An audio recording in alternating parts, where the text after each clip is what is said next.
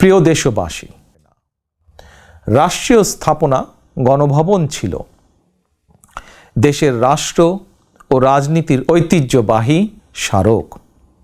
গণভবন বর্তমানে স্বৈরাচার হাসিনার দুর্নীতি, দুঃশাসন, অনাচার, অপকর্মের প্রতীক।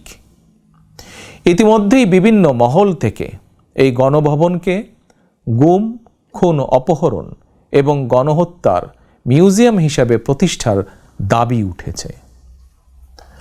2009 সালের পিলখানায় সেনা হত্যা থেকে শুরু করে 2013 সালে শাপলা চত্বর হত্যাকাণ্ড, 2012, 2014, 2015, 2018, 2022 এবং 2023 সালে গণতন্ত্র পুনরুদ্ধার আন্দোলনের সময় গুম ও বিচার বহির্ভূত হত্যাকাণ্ড, 2018 সালের কোটা বিরোধী আন্দোলন এবং নিরাপদ সড়ক আন্দোলনে 2024 সালে গণঅভ্যুত্থানে শহীদ এবং গুম হওয়া মানুষদের স্মৃতিগুলো এই মিউজিয়ামে সংরক্ষিত থাকবে।